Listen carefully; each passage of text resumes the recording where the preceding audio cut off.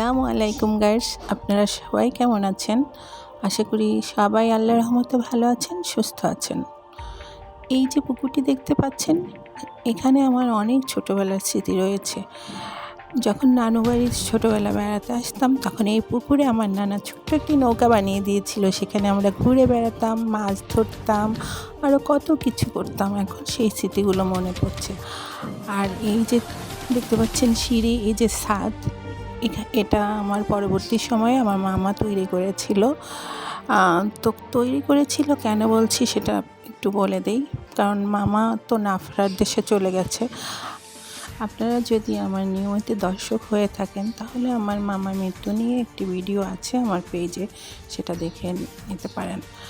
তো এই যে দেখতে পাচ্ছেন, এখানে আমার ছোট মামার ঘর। বাড়িতে দাঁড়িয়ে আমি কথা বলছি, সামনেই বড় মামার ঘর, আরও এক মামার ঘর।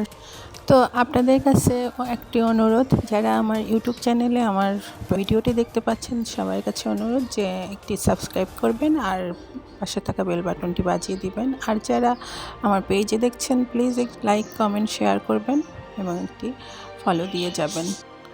এখন আমরা সব ভাই বোনরা মিলে আমার মামির সাথে গাড়িতে করে ঢাকার উদ্দেশ্যে রওনা করব। তো সব ভাই বোনরা একসাথে মিলে এই যে গাড়িতে আমরা খুব হইচই করে চলে যাচ্ছিলাম। তো সবাই ভালো থাকবেন, সুস্থ থাকবেন। আল্লাহ হাফেজ।